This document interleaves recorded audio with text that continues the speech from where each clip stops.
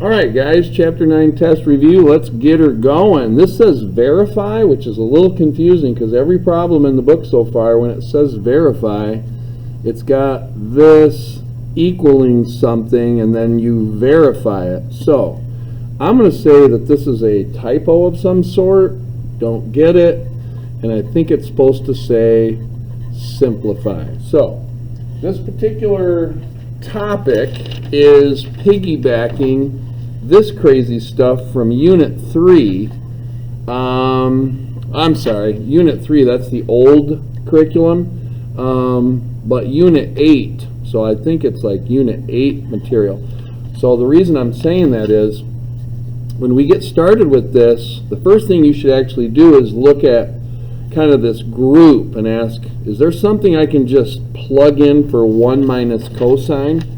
And you can see 1 minus cosine squared is there, but that's not 1 minus cosine.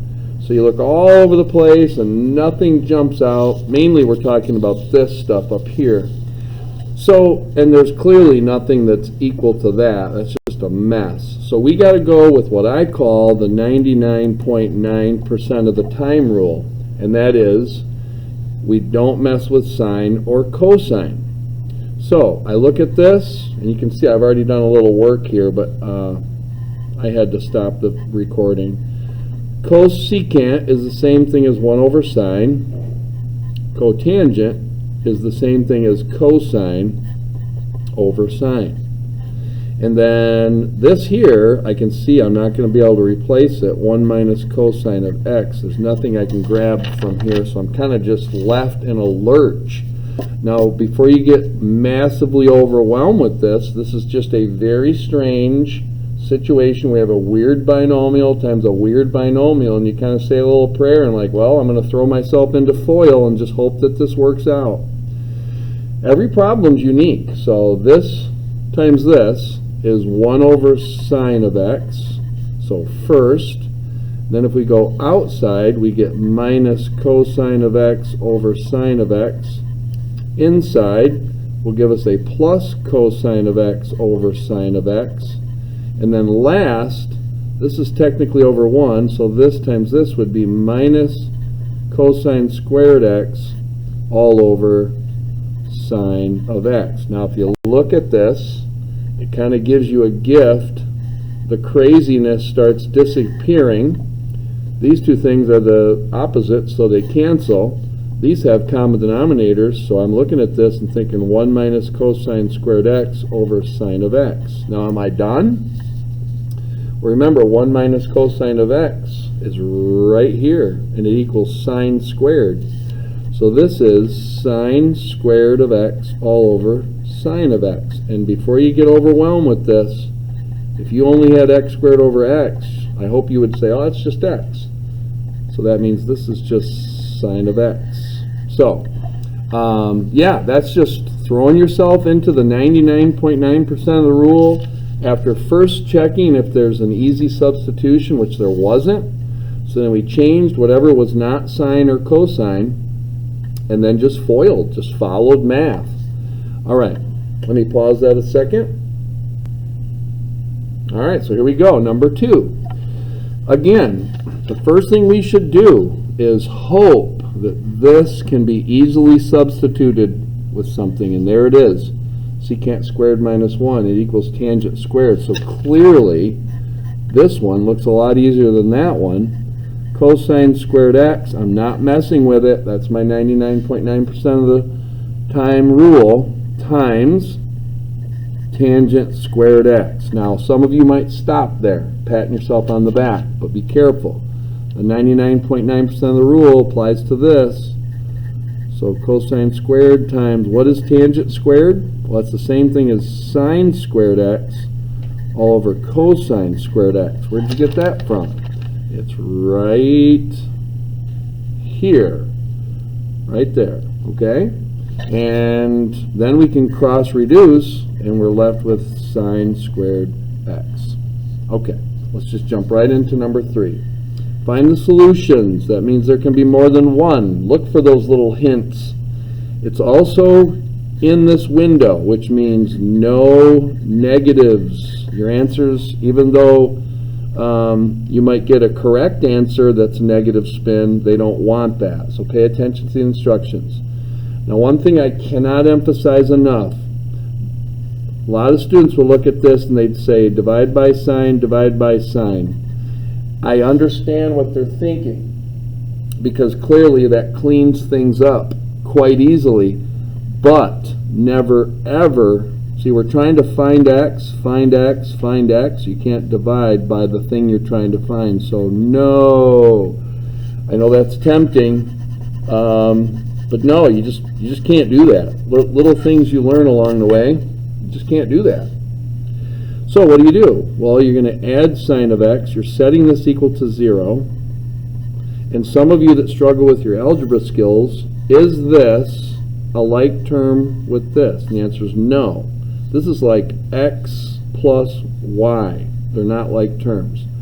So 2 sine of x cosine of x plus sine of x equals 0. Notice I can factor out a sine. So I'm going to take that out. I'd be left with, now that I've taken that out, I'm left with 2 cosine x plus 1 equals 0.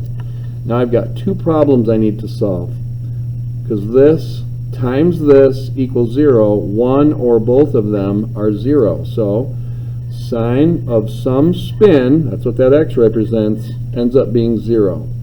Well, that happens here at 0 degrees, because my opposite is right here. It disappears over my hypotenuse. So 0 degrees is one of them, and 180 or pi is the other one, because my opposite side disappears and there's my hypotenuse. And sine is opposite over hypotenuse. So there's two of my answers that fit in that window. But we still got to investigate this. So we're going to go 2 cosine x plus 1 is 0. Subtract 1, subtract 1. 2 cosine of x equals negative 1. Divide by 2, we get cosine of x equals negative 1/2. Now this negative didn't just, stay up here by coinky-dink. Cosine is adjacent over hypotenuse, and the hypotenuse is always positive. So that negative cannot slide down here. Now, we're going to take advantage of all students take Calc. Where is cosine negative? Well, not here and not here. Well, if my adjacent side is negative 1 and my spinner is 2, it looks like it's going to happen right here, negative 1 and 2, and then also right here, negative 1 and 2. Well, if this is my negative 1, that means this is my 30, this is my 90, and this is getting very small, but that degree measure is 60, this little degree measure right here, which means I spin my spinner 120 to get to this picture. So that's another answer, which is 2 pi over 3 if they force you to write it in radians. But I've got another answer, and that's this right here. Well, that's 180. This is also 60. So 180 plus 60 is 240, which is just 4 pi over 3. In other words, 4 times 60. All right. So there's the answer for number 3. That's a lot of information. Let's try this one. Well, there's a couple ways of doing this, but the way I'm going to do it, because this is a difference of two squares, and you could factor it that way, but I'm going to go ahead and just add 1 to both sides. I'm going to show my work up here. 4 sine squared x equals 1. Divide by 4, divide by 4. I get sine squared x equals 1/4. Well, watch this. Bada boom, bada bing, do the right thing. I'm trying to lead a horse to water, but you can't make him drink. You got to remember this. Sine of some spin is equal to plus or minus 1/2. Well, if we take our spinner, got a little bit more space. Remember, this is opposite over hypotenuse. All students take Calc. Where is sine plus or minus? All 4 of these spaces. Well, my opposite side is 1. I'm going to make it look realistic. And my hypotenuse is 2. That means this is 30. And that's one of my answers. But here's another answer. This is 1. This is 2. This is 30. So So another answer is 150. So I got 30, 150. Another possibility where sine is negative 1/2 is when this is reference angle is 30, so I had to spin my spinner 210. And then my final answer is going to be here where my opposite is negative 1 and my spinner's 2. This is 30, so I had to spin my spinner 330 degrees. Now I'm not going to waste your time and convert these to radians, but you should know how to do that. If you don't, see me. Okay, give me a second. All right, these next ones are so easy they might be hard. But it says these are from your double angle identities, and they're right here. So it's kind of saying, hey, just try to match this with one of your double angle formulas and simplify it. Well, I can see that this looks a lot like this. So I got 2 sine of some angle, cosine of that same angle. 2 sine of some angle, cosine of that same angle. So we got a match, which means we need to go that way. Which means this turns into sine, and then we just double the angle. Well, the angle's 4 theta, so we're just going to make that 8 theta, and we are done, and there's nothing else to do. All right. Now let's take a look at this guy. Where's this? Well, it's right here. 1 minus 2 sine squared of some angle. 1 minus 2 sine squared of some angle. Well, this equals this. So this turns into cosine, but we have to double the angle. So we're going to double that, which would make it 6x squared. Dunzos. Okay, the next one, number 7, use the angle sum or difference formula. That's all of these, because there's a different sum, different sum. And then it says to find the exact value, we'll talk about that in a minute, cosine of 105. The trick, now you could easily take your calculator and you could go like this. You could turn that sucker on, clear it, and you could go, all right, make sure you're in degree mode. I think if I get a calculator that's a little brighter, maybe that will show, there we go, that's a little better.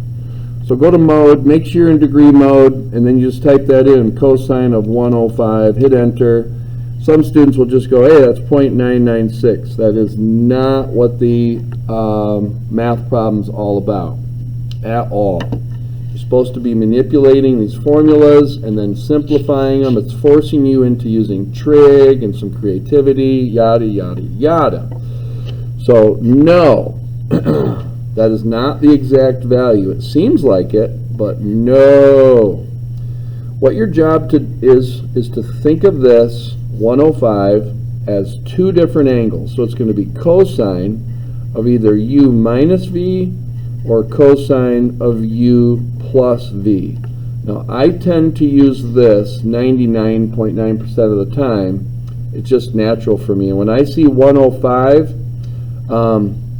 I'm thinking, and one thing I haven't said yet, you can pick any 2 angles you want as long as the reference angles are 45, 30, or 60. So you kind of just take a stab in the dark. Because it says 105, I got a really good hunch 45 is going to be money, money. So 45 plus, now 45 plus what is 105? That's 60. So look at it. Ding, ding, ding, ding, ding, ding. We love it. So could you go 46 and 59? Yes, but that's not what the intentions of this problem really is. We're going to take this, cosine of u plus v, it's right here, cosine u, cosine v, cosine u, cosine v, minus sine u, sine v. All right, as long as I did that formula right. Now we can, the first one's u, the second one's v. So cosine of 45, cosine of 60, minus sine of 45, sine of 60. Now, here's the thing. Yeah, we could type that in our calculator, we'd be totally missing out on the intentions of this problem. Find cosine of 45 degrees. So there's 45, 45, 90. Now, it doesn't say anywhere in here that you have to use a unit circle. So I'm going to call that a 1. That's 45. I put that 45 in the wrong spot. There's 1. That makes that the square root of 2. So I know cosine is adjacent over hypotenuse.